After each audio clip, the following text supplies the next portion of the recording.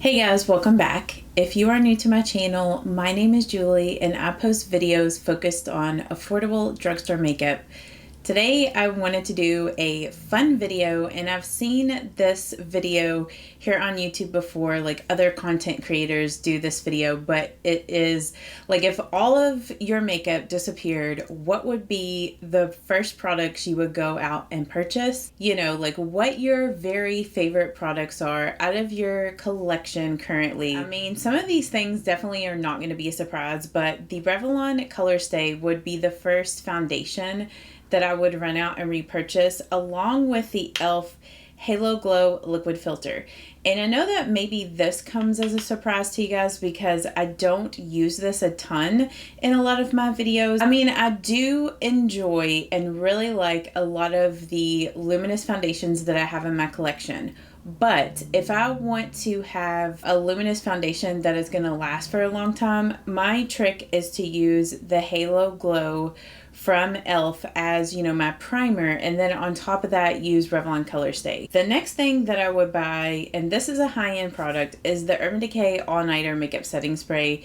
This is my holy grail. Like, if this was the only makeup setting spray I could ever buy, I would purchase this one just because it helps my makeup to last all day long. Once I get my makeup done and spray it on, it just makes everything look a little bit more natural. And like I said, it helps it last. Love the sprayer on it. The sprayer is really good. My current favorite concealer right now that I just cannot stop using, so this would be the one I would run out and buy, is the Maybelline SuperStay Activewear Concealer. And I love this one because it's not like a really thick consistency like the e.l.f. Camo concealers. I love those, but those are very thick. This is a really thin formula, but at the same time it has really good coverage. It dries down like really fast. I don't have issues with this settling in fine lines or creasing on me throughout the day, so that's another reason why I really enjoy this. A while back, like at the end of last year, I did a video where I bought all of the Maybelline concealers and did wear tests on them, compared them against each other, and this one won out of all of the concealers that I tested out, like when it came to it being full coverage, not creasing, and all of that. With setting powder, this was a little bit harder for me because I love the L'Oreal True Match Super Blendable, but recently, like probably over the past, I don't know, maybe like 4 months or so, I have fallen in love with the Rimmel Stay Matte Powder. This is more affordable than the L'Oreal one. There's not as many different like shade ranges in the Rimmel Stay Matte, and this one might be slightly a little bit harder to find. I know Walmart still sells this, and I'm pretty sure Walgreens still sells it as well. My skin is normal, slightly oily, so I like a powder that's slightly mattifying because it just keeps, you know, my skin not looking too overly shiny or anything like that. And the formula on this, it's really finely milled, so it doesn't look heavy or powdery on the face. It's just a really nice setting powder, and I also like using it to set the under eye. Eyeshadows, that is a tough one. Like, I mean, I know that nowadays people don't really use eyeshadow quite as much as we used to, like back in 2013 to like 2019. I still love eyeshadow, and I know a lot of you guys that are subscribed to my channel, you all also love eyeshadow. The first 2 eyeshadow brands that I would run out and repurchase is e.l.f. and Wet n Wild. Like, I'm not for sure the exact palettes that I would pick up. I mean, with Wet n Wild, I probably would run out and purchase Walking on Eggshells because I do wear this one a lot. Like, when it comes to these e.l.f. bite-sized palettes, they're really affordable. They're just like $3 a palette, so I probably would buy several of these. Like, I love Berry Bad, which is the one I'm currently wearing. Pumpkin Pie is a really beautiful, like has coppery kind of tones in it. Cream and Sugar is a good everyday palette. The eyeshadow quality on e.l.f. and Wet n Wild is really good. Like, they're easy to blend out. They're very pigmented. So it's like the quality for the price, it's definitely worth it. So these would be the first 2 eyeshadow like brands I would buy. And then Maybelline makes some really nice eyeshadow singles. And this one in Nude Glow I wear a lot. So I would go out and repurchase this. So I think that those are the main like eyeshadow brands that I would want to repurchase. You know, if all of my makeup disappeared. And the one palette, I was searching all over this room to try to find it, but the e.l.f. contour palette, it's got, you know, it's got a matte highlight and a shimmery highlight, and then you have two bronzer colors, like one's darker and like one's lighter, that are both matte. I would run out and repurchase that if I lost all my makeup, and I may have to run out and repurchase that palette because I don't know where it is. Like, I've searched this room over a couple of times and I cannot locate it. But I love that contour palette. I love that bronzer. I love the highlight. And like I said, it's a really affordable palette. It's under $10. That would be the bronzer and highlight that I could live with, like if I didn't have any other makeup in my collection. Like, I love both of those, so I could get by with just that palette. Now, when it comes to blushes, it's kind of the same thing with eyeshadows. Like, there are different brands that I like their blushes. So Wet n Wild, I love the Color Icon blushes. I would probably run out and get Mellow Wine, and then this one in Naked Brown. I really like this. These are kind of similar, so I could probably just stick with Mellow Wine. I do like Naked Brown, but it is just a little bit more like brown toned, where Mellow Wine is a little bit more rosy, and I do like that. That's the blush I have on today, Mellow Wine. So I would definitely run out and purchase some of the Wet n Wild blushes. Milani's baked blushes are really good. I don't have all of the shades, but the shades that I have picked up I really like. And the formula on these are not matte blushes. They have a bit of a sheen.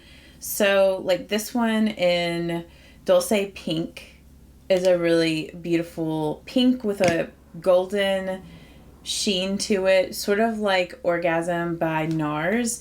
And then Luminoso is such a classic peach color. So both of those I would definitely run out and repurchase if all my makeup disappeared. And LA Girls blushes, and they're just blushing blushes. They make some really beautiful matte shades. This one in Just Natural, love this color. It goes with so many makeup looks. It's just a good everyday blush color, along with Just Playful. It's like a darker mauve pink, where Just Playful it's more of like a peach color. So it's a brighter peach, but I love both of these. They're both matte. And I know that with these LA Girl blushes, they do have a couple of different finishes in these. So, I mean, the only downfall is like the packaging kind of breaks after a while. So that's kind of unfortunate. The same kind of goes with Wet n Wild. Sometimes like the packaging doesn't really hold up with Wet n Wild products either. But those would be the main like blushes and blush like brands that I would purchase from. Though the Drugstore has so many great blushes at a really good price point. Mascara, the Maybelline Lash Sensational, like if I could only use one like mascara for the rest of my life, this would be the mascara. I just really like the formula on this, and I love the brush.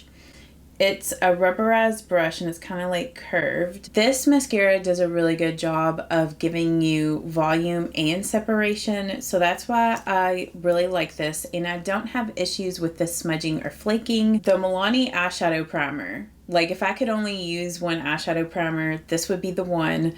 It keeps your eyeshadows from creasing all day long, keeps your eyeshadows vibrant. For brows, this one was like a little bit hard to figure out because I do like brow products, and it's kind of like concealer. I go through phases with different like brow products, and this product is more new to my collection, so I debated mentioning this, but I really love this so much.